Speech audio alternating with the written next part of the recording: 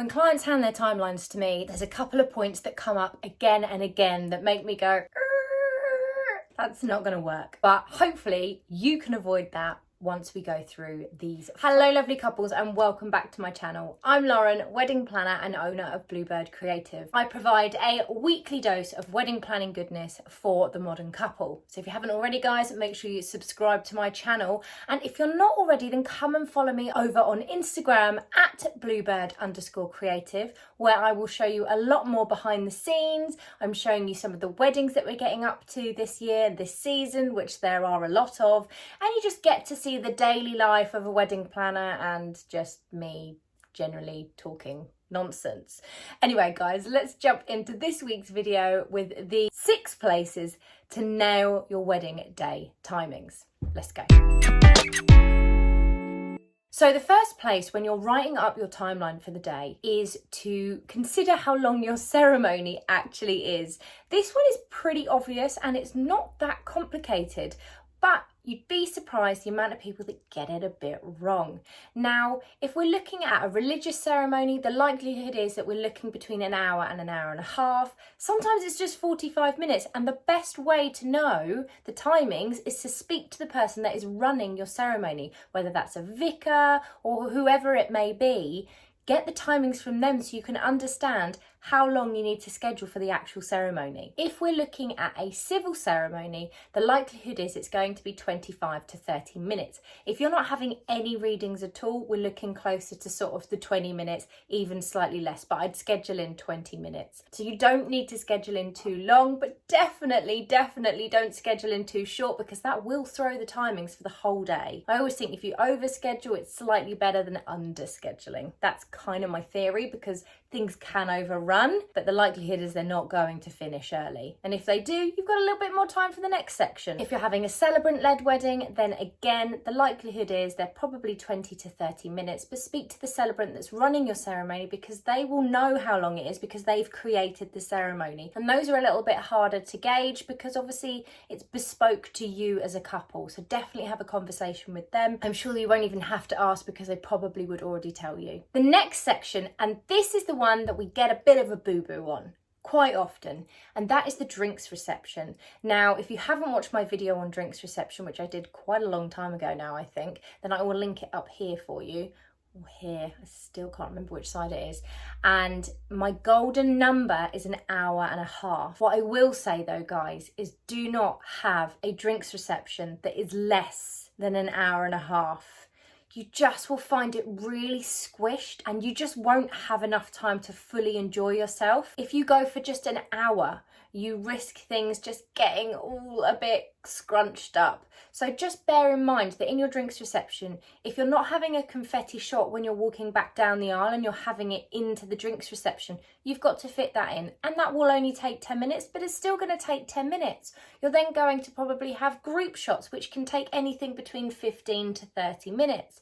You're going to want to have your newlywed shots, which I would speak to your photographer as to when they want to do it. But what we have found works really nicely is that when your guests are actually called in to go in for the wedding breakfast or the dinner, that's when the photographer can take you off the couple shots because that is a bit of time where you would basically be hanging around waiting to go in. So it means that you're taking less time from your drinks reception. So it actually works really nicely. But you also want a bit of time to enjoy the music that you've booked and just to have a drink and to enjoy the canapes that you've ordered and to actually touch base with your friends. So an hour, as you could see, would really squish that in and it's not ideal. So I would say an hour and a half is like the perfect number, up to 2 hours, and you definitely do not want to go longer than 2 hours. Hour and a half to hour and 45 minutes is literally perfect.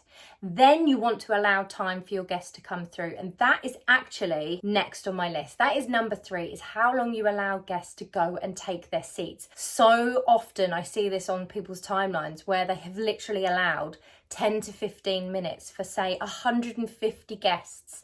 Guys, this part of the day is like herding cats. No joke, okay? 10 to 15 minutes is not going to cut it, my friends, and the timings for the whole day are going to be shot. So, rule of thumb, if you've got around 80 guests, let's say, this is a little bit difficult, so I don't know why I've just said rule of thumb, but around 80 guests, I would allow 15 to 20 minutes. If we're going above that and we're looking between 80 to 150 guests, I'm going to go from 20 to 30 minutes. This is not including any receiving line. None of my guests do receiving lines anymore. If you don't know what I'm talking about, I did a video on wedding traditions and I think I talk about it in there for you. So I'm not going to talk about that today. But you should be able to get everybody in 30 minutes. And sometimes that does take a little bit more sort of harsh herding from me and the team. Like politely, but okay guys, it's time to go in. We're sort of rounding up the rogue ones at the back. But you don't want it to last any longer than that because it really is just wasting time. But whatever you do, do not underestimate how long it takes to herd the guests through to the dinner, because too often I see that and we change that immediately. Again, you would rather have longer in the wedding breakfast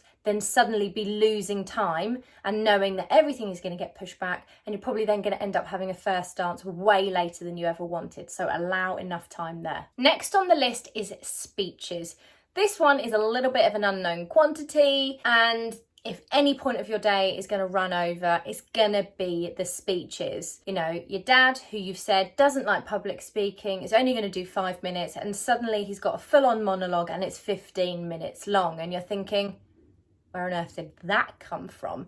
And the timings are shot. The best man says, don't worry, it's going to be 5 minutes. 20 minutes later, and a whole overhead projector presentation, and again, the timings have gone. So really do have a conversation with those that are actually speaking and allow 5 to 10 minutes for each person. What I think works really nicely is just saying, we've got 30 minutes for speeches, guys. So if there's just 3 of you, you know that you've got 10 minutes each. If there's 4 of you, you're going to shave it off a bit and just be really hard with the people that are writing the speeches and just say, this is the allowance that we want to do because we know that that's going to be a nice experience for all our guests as well. Anything longer than that, it does start to get a bit boring for your guests, which sounds really sad, but it's the truth, guys. It's the truth. 30 minutes, again, is the sweet spot. So try and have those conversations. And I know it's not easy. I know it's not easy. And if you need to allow longer, just in case, then obviously do that. Like I said, having a little bit more time than not enough is definitely the way to play it. Sticking with speeches for a minute, also consider when you're having your speeches and how those timings are going to work. So most people will have all the speeches at the beginning of the meal, or they will have all the speeches after the dessert. Some people decide to have speeches in between mains and desserts, but I think it's easier, especially for the catering team, for the photographers that have to come in and sort of make sure that they're taking the photos. It's definitely easier to have those after the dessert or before the main meal. Some people will decide to have, for example, the father of the bride first when you come into the wedding breakfast room, which I really like. And in fact, I did myself.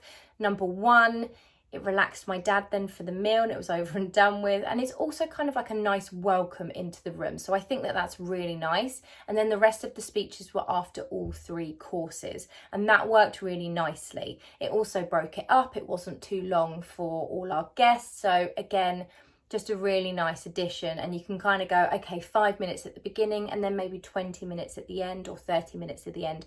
And that works really well. What I would highly suggest you do not do is do a speech in between each course. That is not ideal, guys. Your catering team will find it very tricky because speeches go on, okay? And they're trying to get food out at the right time and keep it hot and make sure it's optimum for you. It's not ideal. It's really not ideal. And from a supplier's perspective, photographers and videographers, for example, who are filming the speeches, it means that they don't actually get a chance to eat and sit down. And you might be thinking, well, they're paid to come here for the day and film our day or photograph our day. You're absolutely right, but they also have a right to sit down for 45 minutes, recoup, recharge, have some food, because you will be better off with a happy, fed photographer and videographer instead of a hangry one, because they're going to work better for you because they're going to have refueled and recharged because it's a very long day. So just consider that one. I'm being totally honest with you guys there. That's my thoughts on that. So let's move on to the next one, which is the length of meal. Again, people just underestimate how long the meal's going to be. So I would definitely speak to your caterer, but what we tend to do is it's going to be at least an hour and a half if you're having a 3-course meal. If you've got over 100 guests, you're probably looking at 2 hours. But it depends on what food you're having, what desserts you're having, whether you're having sharing platters to start with, whether they're being brought out, or whether the sharing platters are already on the table when you come in. It can vary, so definitely speak to your caterer. I had a wedding recently where they had pizza. Now you would think that that would be quite quick, but because they were having pizzas for mains and they were handing them out to each person and walking up and down and letting them take slices, it actually took an hour for 70 guests. And that's because the pizza oven can only cook so many pizzas at a time, which is one at a time. So they needed time to actually get that out. If you were to do your pizzas in a buffet style, it would be quicker because of the style that you're doing it. So definitely, have an honest conversation with your caterer and say, how long do you think service is going to be? Because you don't want to underestimate that. And finally, number 6 is the turnaround time. Now, if you're in a venue where the wedding breakfast is in one room and then you flow through to the evening reception where you're doing your dancing, and that's in another room, then you won't have a turnaround. So this isn't relevant to you. But if you have a venue where your wedding breakfast is in the main space and it needs to then be changed and turned around, ready for the evening reception, then this is relevant for you guys.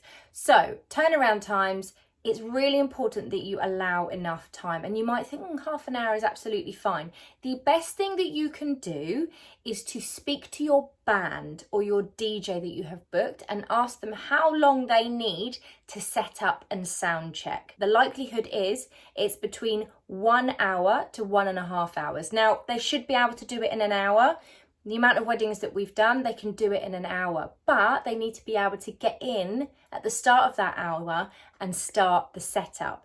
If tables and things need to be removed for them to come in, then obviously the turnaround time needs to be ever so slightly longer. Unless you know, right, we've got 7 hands on deck. We're going to move these tables out the way so that the band can come in immediately. And then we're going to carry on removing tables, clearing things, opening the space up whilst the band bring in the rest of their kit and start to set up and sound check. So please make sure you allow enough time in that part of the day. And you also want to consider what time they're coming in and how long their sets are and what time the end of the day actually finishes. Because I have so many couples that go, the band has to be in at 7 o'clock, Lauren, because I then need them to start by 8 because they've got 2 sets of this long and otherwise we're not going to get their full sets. And obviously we make that happen wherever we possibly can, but just bear that in mind. So have that conversation with the band. What time do they need to be playing by? What are all the rest of your timings? How long do you need for your turnaround? And so on. So there you go, guys. There are 6 areas that you really do need to nail within your wedding timeline. Now that you know them, go free, my friends. Go write amazing timelines and have the most amazing wedding day. I hope you enjoyed this video, guys, and found it helpful. And I will see you next week for some more wedding planning goodness.